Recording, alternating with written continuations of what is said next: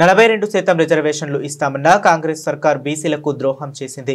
చలని GO ఇచ్చి నమ్మించి వంచింది అని మాజీ మంత్రి గంగుల కమలాకర్ తీవ్ర స్థాయిలో ధ్వజమెత్తారు.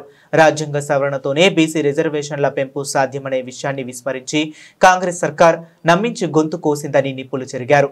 సర్కారు తప్పుదారిలో వెళుతుందని, ఆర్డినెన్స్ జీవోలు కోర్టులో నిలబడవని, అసెంబ్లీలో తామిచ్చిన సూచనలను పిల్లి శాపనార్థాలంటూ ఆనాడు సీఎం మంత్రులు అపహాస్యం చేశారని గుర్తు చేశారు.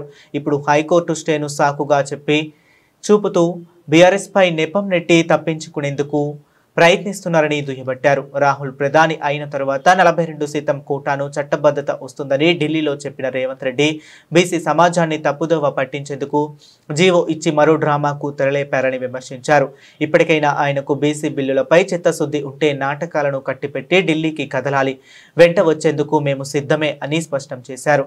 హైదరాబాద్ తెలంగాణ భవన్లో మాజీ మంత్రి V Srinivas Goud, MP Vaddiraju Ravichandra, MLC Dasoju Sravan, BRS నాయకులు కురువా విజయ్ కుమార్, సుభప్రద పటేల్ తో కలిసి ఆయన మీడియాతో మాట్లాడారు.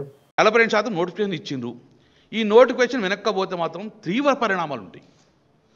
లేదు మేము ఏం చేయాలి, 4 వారాలు కోర్టు టైం ఇచ్చింది, ఈ 4 వారాల తర్వాత ఎన్నికలు జరగాలి కదా, పాత పద్ధతిలో జరగాలని 23% ఇస్తే మాత్రము చాలా చాలా చాలా తీవ్ర పరిణామాలు ఎదుర్కోవాల్సి వస్తుంది ప్రభుత్వము. మళ్ళీ చెప్తున్నాం, అన్యాయాన్ని భరించాం, ఈ అవమానాన్ని మేము భరించలేము. కాబట్టి డెఫినెట్గా 42% రిజర్వేషన్ అయ్యేదాకా మాకు ఎన్నికలు అవసరం లేవు. ఎన్నికలు ఇంకో సంవత్సరం పెడతావా, 2 సంవత్సరాలు పెడతావా, కానీ చట్టపరంగా మాకు 42% ఇచ్చిన తర్వాతనే జ్యుడిషియల్గా ఇక్కడ న్యాయపరమైన చిక్కులు రాకుండా ఉండటానికి ప్రొటెక్షన్ తీసుకున్న తర్వాతనే ఎన్నికలుగా ఉండి, ఎన్నికలకు తొందర లేదు. మీ కర్ణాటకలో 3 సంవత్సరాలు ఎన్నికలు పెట్టలే కదా, ఇక్కడ ఏం తొందర అండి అది.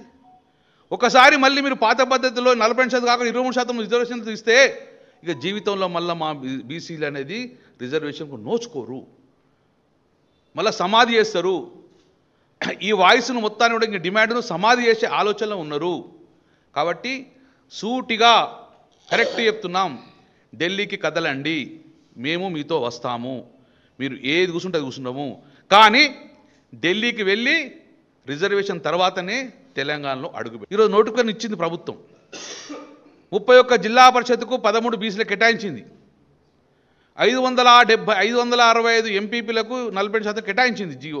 ఈరోజు నోటిఫికేషన్ ఇచ్చింది మాకు మొన్న. ఈ నోటిఫికేషన్ ద్వారానే ఎన్నికలు జరగాలని చెప్పి మేము ప్రధాన డిమాండ్ పెడుతున్నాం. మేము ఈ డిమాండ్ తప్ప వేరే డిమాండ్ ఒప్పుకోదు బీసీ సమాజం. గతం నుంచి నేను ఒకటే చెప్తున్నాం, అసెంబ్లీలో చెప్పడం జరిగింది, తమిళనాడు తరహాలో సక్సెస్ అయ్యారు, 69% రిజర్వేషన్ తీసుకున్నారు. బీహార్ తరహాలో, మహారాష్ట్ర తరహాలో వేస్తే ఫెయిల్ అయినాము. బీహారు మహారాష్ట్ర చేసిన తప్పులు చేయొద్దు,